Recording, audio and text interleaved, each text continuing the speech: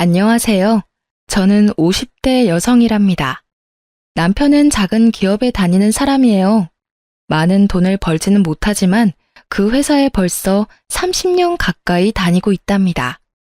남편의 성실함과 근면함은 남편을 아는 모든 사람들이 인정하고 있죠. 부유하진 않아도 남편이 꼬박 같이 가져다주는 월급을 쪼개고 쪼개서 저축해 우리 집도 마련할 수 있었고요. 그리고 우리 부부에게는 그 무엇과도 바꿀 수 없는 보물이 하나 있어요. 다름 아닌 우리 외아들이랍니다. 공부를 잘해서 초등학교 때부터 1등을 놓친 일이 없었어요. 명문대학교를 졸업하고 우리나라 최고의 기업에 당당히 입사했죠. 참, 시집에 대한 이야기를 먼저 하고 넘어간다는 것이 아들 자랑에 앞서 이렇게 되었네요.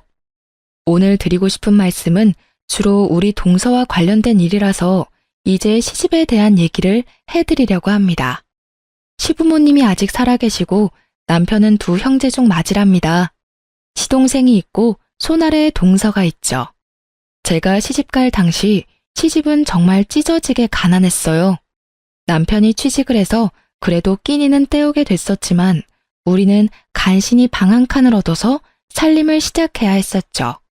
그런데 시동생이 시쳇말로 하면 장가를 잘 갔답니다. 동선의 친정아버지가 사업을 크게 하시는 부유한 집안이었거든요. 시동생이 동서의 친정아버지, 즉 시동생의 장인이 되는 분과 함께 사업을 운영하면서 돈을 좀 만지게 되었고 따라서 시집의 형편이 좀 피기 시작했어요. 그리고 이제는 그럭저럭 남한테 아쉬운 소리 안 하고 사는 정도가 되었죠. 시동생은 완전히 처가에 매여 있었고 동서에게는 입안에 혀처럼 굴었답니다. 그리고 가정에 지극히 충실하게 처신했고요. 동서는 자신의 친정이 부유하고 시동생이 자신의 아버지 사업체에서 일해서 시집을 돕는 것을 가지고 노골적으로 그리고 은근히 유세를 떨었답니다. 우선 시집에서 치르는 제사나 명절 등 시집의 행사 때 손 하나 까딱하지 않더라고요. 시집에 와서 며칠을 고생하는 저와는 달리 동서는 그것을 두툼한 돈봉투로 대신하더군요. 시부모님들께 돈봉투를 내밀고 세상의 최고의 효부라도 된 듯 아양을 떨더라니까요. 아버님, 어머님, 이 돈 가지고 이번엔 어디 온천에라도 다녀오세요. 다음번엔 제주도 가실 수 있도록 해드릴게요. 시부모 옆에 딱 붙어 앉아서 호맹맹이 소리를 내가며 하는 짓이 가관이었어요. 워낙 가난하게 사셨던 탓에 시부모는 그 돈봉투가 못내 반가웠나 봐요. 그래, 네가 효부다, 효부야. 온천 가야지, 암. 우리 둘째 며느리를 아주 잘 봤어. 얘 큰애야. 여기 과일하고 마실 것 좀 드려라. 나와서 일을 도우라고 해도 잠깐 나와서 일을 하는 둥 마는 둥 하다가 시부모가 있는 안방으로 다시 들어가 버리는 것이었어요. 자그마치 10년을 그렇게 살았네요. 혼자 일하는 게 너무 억울했지만 동서가 시부모 용돈 쥐어주는 것을 어찌 막을 도리가 없으니 그렇게 살았는데 점점 허리가 말을 안 듣더라고요. 파스를 붙였는데 잠시뿐이었고요. 아무래도 동서를 좀 손봐줘야겠다는 생각을 하고 있었는데 어느 해 추석 명절에 뜻밖의 일이 생겼죠. 그래서 동서가 매니큐어를 곱게 칠한 그 손을 물에 담글 수밖에 없게 되어버렸답니다. 재수가 없어서 그랬는지 재수가 좋아서 그랬는지 길에서 넘어져 오른손을 짚으면서 제 손목이 골절되었죠. 추석을 며칠 남기지 않았을 때 일이었답니다. 손을 쓸 수가 없으니 일을 할 수가 있나요? 결국은 그 얌체 동서가 독박을 쓰고 일을 혼자 다 하게 되었죠. 시부모는 오히려 저에게 핀잔을 주더군요. 조심성이 없어가지고서는 원. 평상시에 성질이 급하더니 내 그럴 줄 알았다. 명절날 아주 편하게 쉬게 되었구나. 아이고 맏며느리라는 애가 그러고 있으니 차례상이나 제대로 차려질지 걱정이로구나. 시어머니 말씀대로 차례상은 엉망이었어요. 동서는 일이라고는 도무지 해본 것 같지가 않더라고요. 도대체 얼마나 대단하게 일을 하는지 부엌에서 계속해서 비명소리가 들렸어요. 아야, 아 뜨거! 등등 무슨 어드벤처 영화 같았죠. 그렇게 그 명절이 동서에게는 진탕 고생을 하는 명절이 되었어요. 동서는 손목에 깁스를 하고 앉아 입으로만 일을 감독하는 저를 아래 위로 째려보더라고요. 저는 속으로 아주 많이 고소해하고 있었어요. 동서는 혼자 그 일을 다 하면서 짜증이 날 때마다 시동생에게 화풀이하는 것 같더군요. 시동생이 어쩔 줄을 모르더라고요. 시동생의 입장은 비록 이랬지만 시부모는 아들에게서 오는 넉넉한 생활비에 대단히 만족하는 것 같았어요. 그리고 명절 때마다 그리고 때때로 올 때마다 동서가 가져다주는 돈봉투에도 감동하는 것 같았죠. 시부모는 둘째네와 비교해서 저와 남편을 무시하기도 했답니다. 남편도 적지만 최선을 다해서 시집의 생활비를 보내고 있었어요. 시부모가 볼 때는 적은 돈이었을지 모르지만 우리에게는 큰 돈이었답니다. 처음에는 그것도 고마워했었죠. 하지만 시동생이 보내는 생활비를 받아보더니 이제는 우리가 보내는 것은 우스운 것 같더라고요. 저는 이런 시부모의 태도가 더 우스웠죠. 도대체 자식을 돈 많이 가져다주는 순서로 평가하는 부모라뇨. 그냥 워낙 가난하게 살다가 돈이 생기니 그러나 보다 하고 생각하기로 했죠. 어쨌든 날짜가 흐르고 다음 명절을 맞이하게 되었어요. 그런데 이게 무슨 조화일까요? 이번에는 제가 집안 화장실에서 넘어져 세면대에 쇄골을 부딪혔어요. 쇄골 골절이 되면서 손을 전혀 움직일 수 없게 되었답니다. 또 그 많은 명절일을 동서 혼자 치르게 되었죠. 그런데 동서는 정말 이래저래 얌체였어요. 혼자 일을 하게 되니까 시부모한테 돈봉투를 주지 않는 것이었죠. 시부모의 곱지 않은 시선이 자연히 저한테 쏠렸답니다. 아마 동서가 내심 생각한 것이 이것이었을 거예요. 그 명절도 그래서 편안하게 지내고 집으로 돌아와서 저는 배를 잡고 웃었답니다. 사실 2번 다 제가 동서에게 시집살이의 맛을 좀 보여주자고 꾸민 일이었어요. 살짝 다치긴 했지만 약만 처방받았고 깁스는 일부러 구해서 쓴 거였고요. 2번 다 가짜 깁스를 하고 일부러 꼼짝하지 않았거든요. 생각하면 생각할수록 고소해서 계속 웃음이 나더라니까요. 2번을 더 위경련이 생겼다는 둥 해서 그런 식으로 명절을 나고 나니까 동서도 머리를 쓰기 시작하더라고요. 계속 두툼한 돈봉투가 오지 않으니까 시부모가 동서에게도 어느새 슬슬 눈치를 주기 시작했고 동서가 시부모에게 다시 돈을 드리더군요. 그러고는 돈으로 사람을 사서 일을 시키는 것이었죠. 시부모는 돈이 생기는 것에만 관심이 있을 뿐 집안의 행사가 어떻게 치러지는지 신경을 쓰지 않더라고요. 음식을 사다가 놓는다고 해도 별 잔소리를 하지 않을 것 같더라니까요. 저는 그런 시부모가 참 안타까웠어요. 어머님, 아버님, 세상에는 돈보다 중요한 것이 얼마든지 많아요. 제삿날하고 명절날은 어머니, 아버님이 동서한테 용돈을 버시는 날이 아니잖아요. 후손이 조상님을 정성을 다해 섬기고 있다는 마음을 보여드리는 날이잖아요. 그런 일을 어떻게 돈으로 할 수 있겠어요? 정성 가득한 마음을 갖고 일하는 것이 중요한 거 아니겠어요? 만일 어머님, 아버님이 돌아가신 다음에 제사 지낼 때 우리 2 며느리가 다 손을 떼고 돈으로 사람을 사고 돈으로 음식을 사서 제사를 지낸다고 한번 생각해 보세요. 정말 그런 제사상을 받고 싶으신 거예요? 시아버지와 시어머니가 아무 대답을 못하더군요. 하지만 동서가 내미는 적지 않은 용돈의 재미를 잊을 수는 없었던가 봐요. 이제는 시부모까지 저와 남편을 노골적으로 무시하기도 했죠. 이건 마지가 해야 할 일을 둘째네가 다 하고 있으니 말이다. 마지하고 둘째가 바뀌었어. 마지가 이만큼 우리한테 해줬어 봐라. 지금 나이가 몇인데 아직도 한 살림 꾸려가는 게 그렇게 빠듯해서야 원. 그런데 저는 남편한테 불만이 없었답니다. 좋은 대학을 나오지는 못했지만 학교를 졸업하고 다닌 직장에 지금까지도 다니고 있었어요. 지각 1번, 결근 1번 없이 꾸준히 그리고 열심히 일했답니다. 당연히 승진도 쭉쭉 해서 월급도 많이 올라갔죠. 월급이 늘어나는 만큼 시부모의 생활비도 올려드렸고요. 저는 그런 남편이 참 고마웠답니다. 다니는 직장에 만족하지 못하고 사업을 한다 뭐다 해서 돈만 날리는 사람들이 얼마나 많은가요? 그리고 그 회사에 그렇게 오래 다니면서 남편이라고 왜 힘들지 않았겠어요? 하지만 저나 아이 듣는 곳에서 불평을 하는 일이 없었어요. 야근이다 주말 근무다 해서 일도 많은 회사였죠. 피곤하고 지칠만 한데도 남편은 한 우물을 파는 것이었죠. 우직하리만큼 성실한 남편에 착한 성품에 공부까지 잘하는 아들에 모두 제 마음에 쏙 드는 세상에서 제일 소중한 사람들이었어요.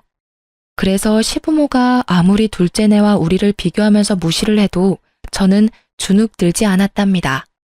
그네 너는 좀 더 돈 많이 준다는 다른 회사나 사업은 생각이 없는 거냐? 도대체 그 별로 전망이 밝지도 않은 회사에 왜 그렇게 주구장창 붙어 있는 게야? 아버지, 회사가 규모는 작지만 오래갈 회사예요. 그만큼 경영이 튼실하고 빚도 많지 않은 알짜배기예요. 모르긴 몰라도 평생 직장이 될 거예요. 비록 한 번에 큰 돈을 버는 일은 없을지 몰라도요. 사내로 태어났으면 한번 그게 성공해 보아야겠다는 생각도 해야지. 그저 쥐꼬리만한 월급 매달 준다고 거기에 일생을 걸어? 사내가 그렇게 배포가 없어서 어떡하겠냐? 거기다가 말이다. 그 며느라이 들으라고 하는 소리는 아니다만 둘째 내를 봐라. 처가 잘 만나서 돈만 잘 벌지 않니? 이건 맏아들 처가에서 보내는 것이라고는 매번 흙 묻은 농산물 뿐이니 말이다. 들으라고 하는 소리는 아니라고 말했지만 분명히 저 들으라고 하는 말이었죠. 우리 친정은 시골에서 대대로 농사를 짓고 있는 집안이었어요. 친정 부모님은 정성 들여 농사지은 무공의 식재료들을 서울로 자주 올려보내주셨죠. 시댁에도 매번 그렇게 서울에서는 구할 수도 없는 식재료들을 보내시곤 했어요. 그런데 그걸 보고 흙 묻은 농산물뿐이라고 표현을 하니까 화가 좀 나더라고요. 어머님, 아버님, 그 식재료들은 서울에서 아무리 돈 많이 줘도 못 구하는 무공의 천연식품들이에요. 저희 친정 부모님이 특별히 최고로 좋은 것들만 골라서 보내신 거라고요. 1년을 꼬박 지으신 농사예요. 거기 들어간 정성이 얼마인데요? 그걸 어떻게 돈으로 따질 수가 있나요? 누가 뭐라고 그랬니? 그저 사위한테 한몫 크게 도와주시는 처가도 많다. 그런 얘기였지. 그 며느라이 네가 왜 그렇게 발칵하는지 모르겠구나. 그리고 남편에 대해서도 제 생각을 당당하게 말했어요. 자꾸 전망도 없는 작은 회사라고 뭐라고 하시는데요. 명훈 아빠 돈 문제 가지고 제 속 썩인 일 단 한 번도 없어요. 술, 담배도 안 하고요. 일원 한 푼 빼지 않고 월급 봉투 다 가져다 줘요. 그래서 생각보다 훨씬 빨리 집도 샀고요. 그리고 어머님, 아버님, 맏손자 영훈이 보세요. 얼마나 속이 깊고 공부까지 잘하는 아이인데요. 그런 아들, 손자가 기특하지 않으세요? 할 말이 없으면 혀를 끌끌 차는 것이 우리 시부모의 습관이었어요. 이런 저의 말에 또 혀를 끌끌 차더라고요. 남편이 저를 슬쩍 꼬집으며 더 이상 말하지 말라는 뜻을 전하기에 말을 끊었죠. 동서는 세월이 지나도 얌체짓을 계속하고 있었어요. 시부모가 사실 동서의 그런 행동을 부추겼다고도 볼 수 있을 거예요. 어머님, 아버님, 이게 9번이나 쪄서 숙성시킨 인삼인데요. 거기다가 꿀에 재워서 먹기도 아주 좋아요. 한번 드셔보세요. 어때요? 드시기에도 편하시죠? 아버님 요즘 기력이 좀 떨어지셨다면서요. 옆에 두고 하루에 서너 번씩 드세요. 떨어지면 제가 또 사다 드릴게요. 아유, 그놈의 코맹맹이 소리. 정말 듣기 싫어 죽겠더라고요. 그런데 이걸 어쩌나 바로 그 타임에 들고 들어간 밥상을 그만 제가 엎고 말았어요. 상 위에 있던 음식들이 동서한테 다 쏟아졌죠. 형님, 도대체 이 옷이 얼마짜리인지 아세요? 형님이 물어주실 거예요. 이 물건 한국에 단 5벌밖에 안 들어온 옷이라고요. 다시 구할 수도 없는 옷이에요. 명절 지내러 시집에 오는 며느리가 그런 옷을 입고 오면 쓰나. 몸빼 바지까지는 아니어도 일하기 편한 복장이면 되는 것이지. 명절 한번 지내고 나면 티셔츠에 기름 냄새가 배서 빨아도 안 없어지더라고. 그래서 영훈 아빠 입던 옛날 티셔츠 입고 와서 빨지 않고 버리기도 하거든. 동서, 그러니까 명절날에는 시집에 오는 며느리답게 입고 와. 패션쇼 하러 오는 거 아니잖아. 동서가 소리소리 지르며 옷에 묻은 얼룩들을 닦아내기 바빴어요. 그게 그런다고 닦아지나요? 나중에 드라이클리닝 갖다 주라고 하고 제가 티셔츠와 바지 여분으로 가져온 것이 있으니 주겠다고 했죠. 저의 이 말에 동서가 더 열받아 하더라고요. 동서가 약이 올라 방방 뜨는 모습을 보니 어찌나 통쾌하던죠. 사실 제가 짐짓 동서 쪽으로 상을 기울여 엎었었거든요. 약이 단단히 오른 동서가 저를 칠 듯이 대들었고 시부모도 동서의 편을 들었죠. 너는 아무튼 조심성 없기로는 세계의 최고로구나. 길거리에서 넘어지고 집안에서 넘어지고 이제는 상까지 없고 집안의 가스불은 제대로 잠그고 다니니? 집에 불 내지 않을까 걱정이로구나. 아무튼 이 동서와 저는 세월이 지나도 친해질 기미가 없었답니다. 저는 제가 할 수 있는 최대한의 방법을 동원해서 동서의 얌체짓에 복수를 해주고 있었죠. 동서는 동서대로 여전히 돈을 앞세워 시부모의 환심을 사면서 시부모가 우리 집과 동서네를 비교하게 만들고 있었어요. 그리고 동서도 노골적으로 내지는 은근히 우리를 무시했죠. 그런데 그렇게 돈을 무기로 우리를 무시하면서도 동서가 한 가지 우리 집에 열등감을 가지는 일이 있었어요. 그것은 바로 아이들에 대한 문제였답니다. 동서는 아들 하나, 딸 하나를 두고 있었어요. 아들은 변호사를 만들고 딸은 피아노를 시키겠다나요? 그런데 변호사를 만들겠다는 아들아이가 공부에는 영 뜻이 없었어요. 이 아이한테 제 남편이 정말 좋아하는 일이 뭔지를 물었었나 봐요. 군아버지, 저는요, 축구선수가 되고 싶어요. 제가 학교에서 축구를 얼마나 잘하는데요. 손흥민 선수처럼 프리미어리그 축구선수가 되는 게 꿈이에요. 그런데 엄마한테 이런 말을 하면 큰일 나요. 그리고 피아노를 시키겠다는 딸아이의 취미도 다른 데 있었습니다. 왜 머리도 길고 옷도 정교한 인형들 있잖아요. 그것을 가지고 머리를 다듬고 옷을 갈아입히고 해서 보여주는 것을 보면 어찌나 예쁘게 만들어 놓는지 감탄을 뱉을 수밖에 없더라고요. 손재주가 어찌나 좋은지 한 번은 명절날 제 머리 고무줄이 끊어져서 어찌할 바를 모르자 어디선가 나무젓가락을 하나 구해오더니 그것을 비녀처럼 사용해서 예쁜 올림머리를 만들어주는 것이었어요. 코디네이터나 스타일링하는 일이 적성에 맞는 아이였죠. 큰 조카인 아들아이는 공부의 두각을 나타내지 못했고 딸아이에게도 아무리 좋은 선생을 붙여보아도 큰 진전을 보이지 못했답니다. 저희 남편이 그게 참 안타까워 보였는지 서방님에게 한번 말을 꺼냈더라고요. 아이들이 진정 원하는 게 뭔지를 말이에요. 세훈이한테 어쩌다 물어봤는데 축구가 좋다고 하더라. 자신이 좋아하는 일을 해야 신도나고 잘할 수 있는 거지. 요즘 축구 선수 얼마나 좋으냐. 옛날에야 운동하는 사람들이 대접받지 못했지만 지금은 그런 시대가 아니지 않니? 하고 싶다는 일을 하도록 도와주는 것이 부모가 할 일이야. 형, 세훈이가 나한테도 그런 말을 했었어요. 그런데 우리 집에서 제 말은 먹히지도 않는다는 거 형도 잘 알잖아요. 애들 교육에 대해서는 더군다나 애들 엄마가 완전히 꽉 쥐고 있다니까요. 변호사, 피아니스트, 이렇게 어렸을 때부터 세뇌를 시키고 있는걸요. 아이들의 형편이 이러니 동서가 당연히 공부 잘하는 우리 아들에 대해서 신경을 곤두세웠죠.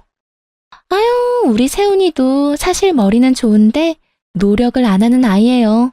선생님이 그러더라고요. 머리는 최고로 좋은 아이라고요. 조금만 노력하게 도와주면 최고 성적을 낼 수 있다고 하더라고요. 영훈이 정도 성적은 금방 따라잡을 수 있다고 그러던데요. 누가 물어봤나요? 물어보지도 않았는데 굳이 말을 붙이면서 조카 아이에 대해서 이렇게 얘기하는 것이었죠. 사실 우리나라 엄마들의 공통적인 믿음, 아니 착각, 아시죠? 우리 아이는 머리는 좋은데 노력을 안 한다. 바로 그것이죠. 우리 형편의 아이에게 과외 선생을 붙이거나 비싼 학원에 보낼 수는 없었죠. 하지만 아이는 그런 것 없이도 자신의 노력으로 공부를 잘했답니다. 아이가 초등학교 다닐 때만 해도 단칸방에 살던 때였어요. 단칸방에 상 하나를 펴놓고 공부를 하면서도 1등을 놓치지 않았죠. 대학교도 평소에 원하던 좋은 대학교에 한 번에 합격했답니다. 아빠, 조금만 더 일하세요. 제가 졸업하고 나면 아빠 집에서 쉬실 수 있게 돈 많이 벌어올게요. 엄마도 매일 장부 펴놓고 계산 안 하시게 해드릴게요. 저 자신 있어요. 아들의 이런 말에 우리 부부는 콧등이 시큰해졌답니다. 동서는 아들을 변호사로 만들기 위해서 별 노력을 다하는 것 같았어요. 요즘 변호사가 되기 위해서는 옛날처럼 몇 년을 방에 틀어박혀서 고시 공부만 하면 되는 것이 아니잖아요. 일단 학교 레벨도 어느 정도 있어야 된다고 들었어요. 그리고 학점도 좋아야 하고 영어 성적도 뛰어나야 한다죠. 그리고 법학 적성 시험이라나 뭐라나 아무튼 생각할 수 있는 머리가 뛰어나야 잘 볼 수 있다는 시험까지 통과해서 로스쿨에 가야 한다죠. 그렇지만 축구 선수가 되고 싶다는 아이가 무슨 이런 공부에 재미를 붙이겠어요? 정말 하고 싶어 하는 것을 못하고 엉뚱한 곳에 매달려야 하는 조카 아이를 볼 때마다 마음이 좀 아팠어요. 결국 큰 조카는 지방에 있는 대학에 간신히 입학했고 작은 조카인 딸애는 대학엔 가기 싫으니 코디네이터를 양성하는 학원에 보내달라고 했대요. 동서가 펄펄 뛰며 반대한 것은 보지 않아도 비디오였어요. 동서는 어쨌든 이래저래 저와는 절대로 화합할 수 없는 사람이었답니다.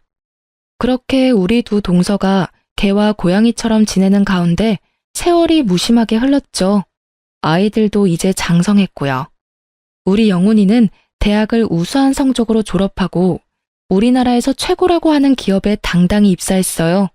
연봉 수준도 한국에서 3위 안에 드는 기업이라고 하더군요. 입사한 지 1년 만에 아들이 첫 자동차를 샀어요. 기념으로 제 아버지 회사에 가서 모시고 퇴근하겠다고 하더군요. 저까지 동승했죠. 사실 남편은 평생을 대중교통을 이용해서 출퇴근을 했답니다. 오늘은 아들이 운전하는 차로 퇴근하게 생겼네요. 일부러 미리 연락하지 않고 갔어요. 놀래켜줄 생각이었죠. 아니, 무슨 바람이 불어서 이렇게 둘 다 왔어? 영훈이 너 차 뽑았다고 하더니 벌써 나왔니? 오늘 우리 아들 덕에 지하철 안 타고 퇴근 한번 편하게 해보자꾸나.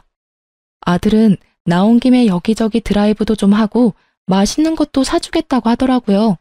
그렇게 해서 강남 쪽으로 가게 되었어요. 차가 좀 막히긴 했지만 아들이 산 첫 차를 타고 시내를 돌면서 정말 기분이 최고였답니다. 잠깐만요. 저 앞으로 작은아버지가 지나가신 것 같은데요. 제가 틀림없이 봤어요. 작은 엄마하고 같이 나오셨나 봐요. 전화해보세요. 근처에 계신 김에 제가 저녁 대접 같이 하게요. 남편이 시동생에게 전화를 걸었죠. 그리고 우리가 어디 있으며 영훈이가 가까이서 두 사람을 본 것 같으니 저녁을 산다고 했죠. 형, 영훈이가 잘못 봤나 봐요. 저 오늘 강남에 간 일 없는데요. 집사람한테 전화 걸어보세요. 집에 있을 거예요. 아무래도 아들이 비슷한 사람을 착각했던 모양이더라고요. 아니라는데 굳이 동서한테 전화를 할 필요가 없어서 우리 식구끼리 근처에서 맛있는 저녁을 먹고 집으로 돌아왔어요. 그런데 아들이 집에 와서까지 계속 자기가 본 사람이 작은아버지였다고 하는 것이었어요. 엄마, 정말 틀림없이 작은아버지였어요. 그다지 먼 거리가 아니었는데요. 숙모는 길 안쪽에 계셔서 잘 못 봤고 작은아버지는 확실히 본걸요. 쇼핑 가방을 많이 메고 계시던데요. 숙모하고 쇼핑이라도 나오신 것 같던데. 제 눈이 틀림없어요. 눈까지 마주쳤는걸요. 다음번에 동서와 어치저치해서 통화가 되었을 때 이 일을 말해주었죠. 동서도 자신은 그날 강남에 간 적이 없다는 것이었어요. 아들이 잘못 본 것이 틀림없었죠. 어머나, 영훈이가 이제 차를 샀다고요? 우리 애들은 20살 될 때 차 한 대씩 다 뽑아줘서 능숙하게 운전해요. 영훈이더러 운전 조심하라고 하세요. 운전 시작하고 나서 처음에 사고가 많이 난다니까요. 말도 참 예쁘게 하는 우리 동서였어요. 도무지 구제불능이었죠. 저는 이제 동서가 이런 식으로 말하는 일에 아무렇지도 않은 경지에 이르러 있었답니다. 알았네. 조심하라고 할게. 처음이니까 알아서 조심할 테지만 말이야. 걱정해줘 고맙네. 아들이 받는 연봉은 우리의 상상을 훨씬 뛰어넘는 것이었죠. 하지만 연봉을 많이 주는 것이 결코 공짜는 아니더군요. 야근도 많았고 출장도 잦았어요. 일에 파묻혀 사는 아들이 걱정되었고 무엇보다도 이제 결혼할 나이였죠. 저렇게 일만 하다가 언제 결혼할 사람을 만나나 싶은 생각이 들더라고요. 아들의 나이가 홍기가 들어서면서 슬슬 걱정이 되고 있었답니다. 하지만 곧 무슨 소식이 있겠거니 하고 기다리고 있었죠. 그러던 중 드디어 아들이 정말 기쁜 소식을 들고 왔어요.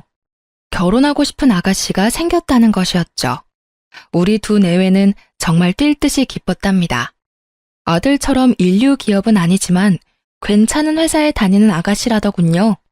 그런데 아들이 설명하는 그 아가씨의 집안 상황이 좀 마음에 걸릴 만한 것이었어요. 아버지와 어머니가 일찍이 헤어지셨다나 봐요. 그래서 어머니 혼자서 딸만 바라보고 사셨대요. 사별한 것도 아니고 이혼을 한 것이라니 마음에 걸렸답니다.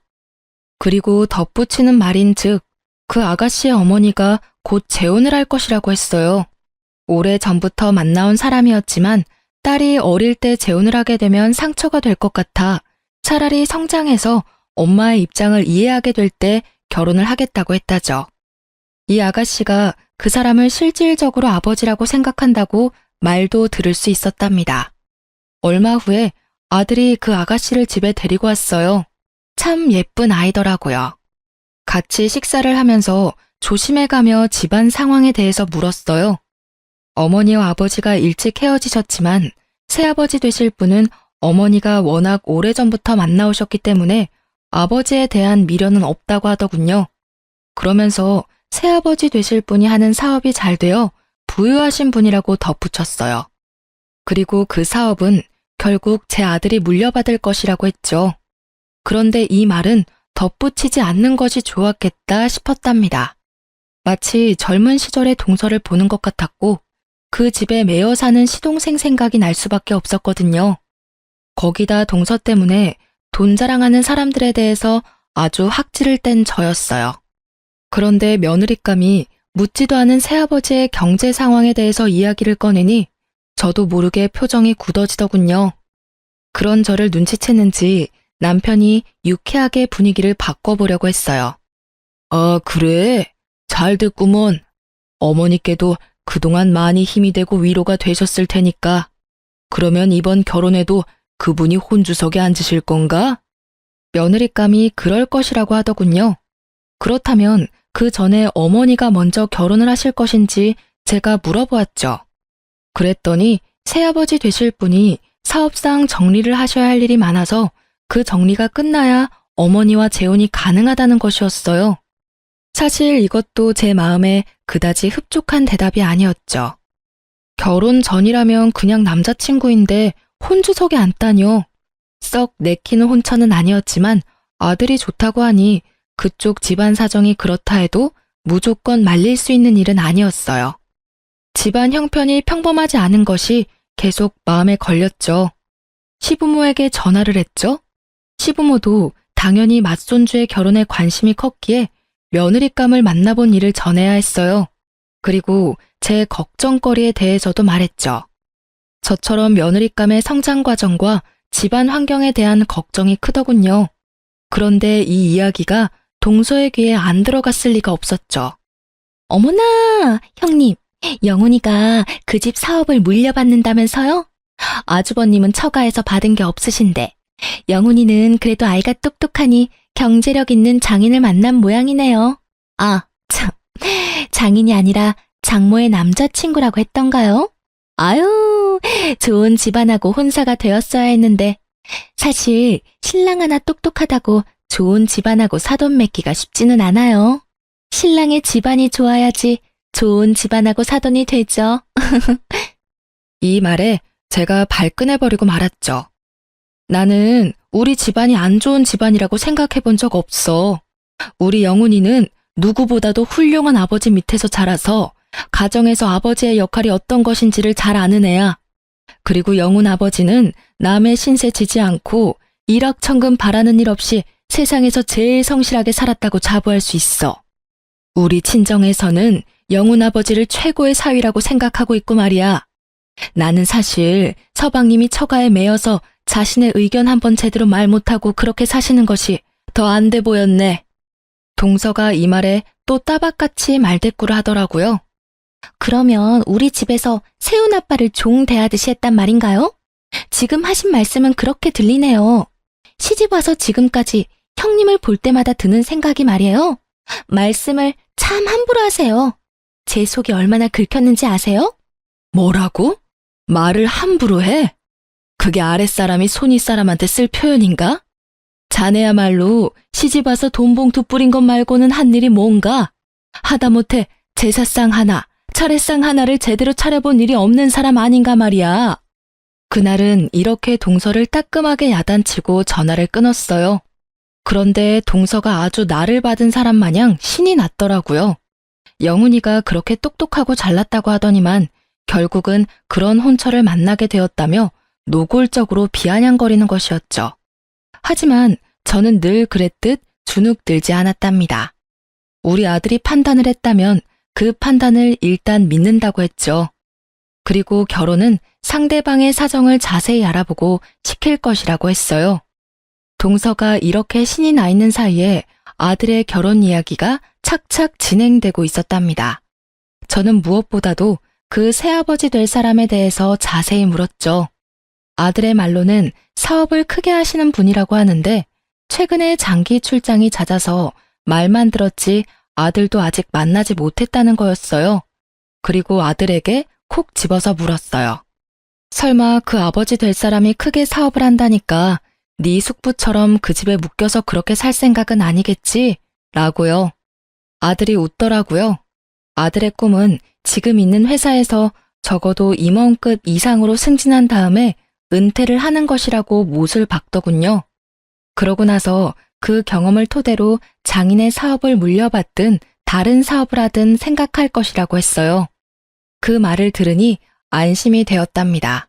천금을 가져다 준다고 해도 아들이 시동생처럼 사는 것은 정말 싫었거든요. 시간이 흘러 드디어 상견례 날이 코앞에 다가와 있었어요. 아들의 말로는 아직 결혼을 하지 않았지만 어차피 실질적인 혼주가 될 사람이었기에 며느리감의 새아버지가 될 사람도 상견례장에 올 것이라고 했죠. 솔직히 마음에 들지는 않았어요. 아직 안사돈과 결혼도 안 한 사람이 바깥사돈 역할을 한다뇨. 제대로 하자면 안사돈 한 분이니 저만 상견례에 나가고 나중에 안사돈이 결혼을 하게 되면 다 같이 만나는 것이 경우 있는 일이라고 생각했어요. 그런데 최근에 장기 출장이 잦았기에 우리 아들의 얼굴도 못 보았다니 겸사겸사 상견례에 나와서 우리와 인사도 하고 아들의 얼굴도 보겠다는 것이었죠. 마음에 들지 않았지만 어쨌든 그렇게 다 같이 만나기로 했어요. 남자 쪽이니 우리가 먼저 나가 있는 것이 예의겠죠. 그래서 서둘러서 30분 정도나 일찍 상견례장에 도착했답니다.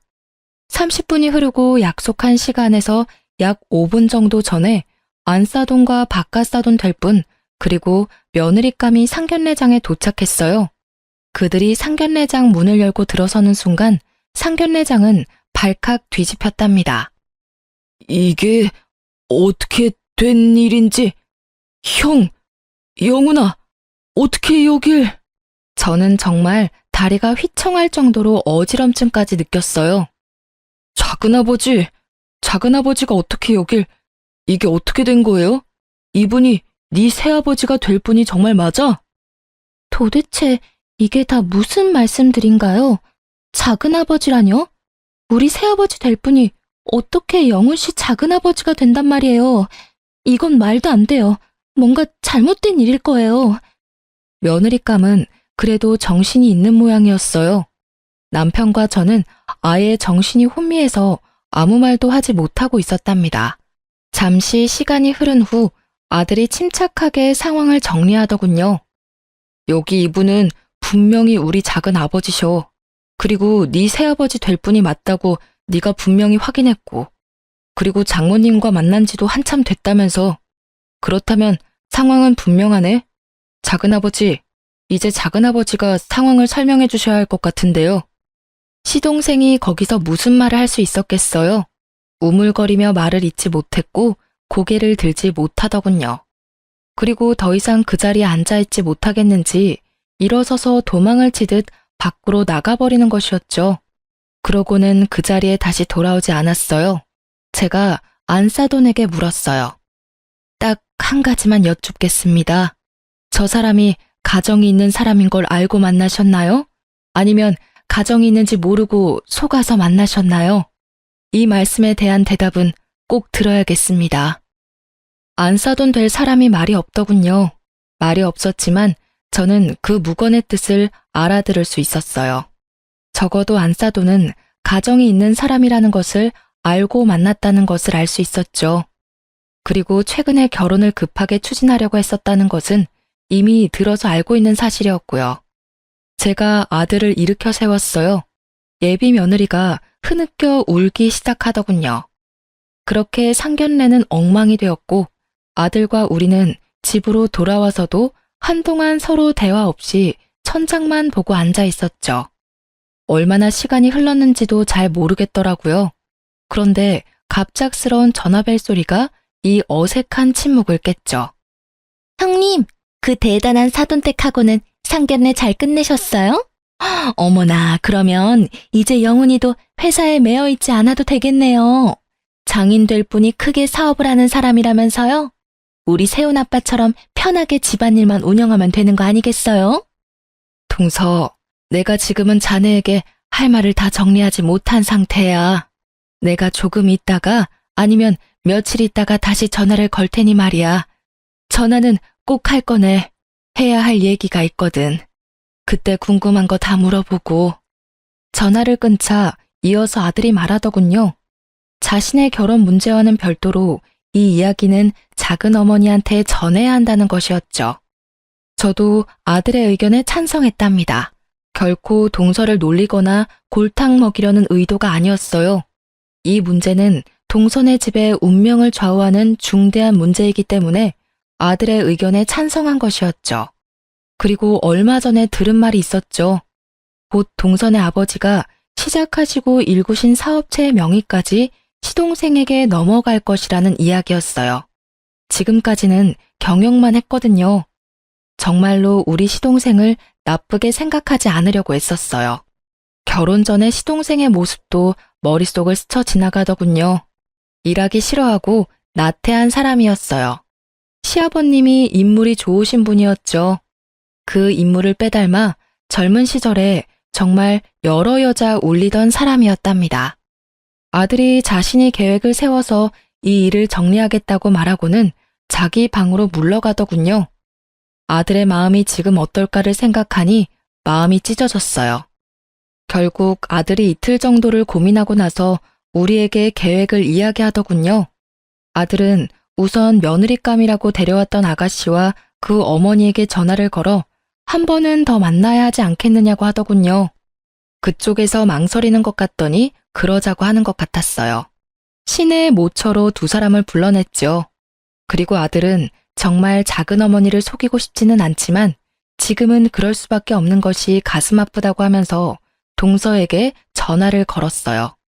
엄마가 결혼 문제 때문에 작은 어머니와 의논할 것이 있으니 작은 어머니만 나오라고 했죠.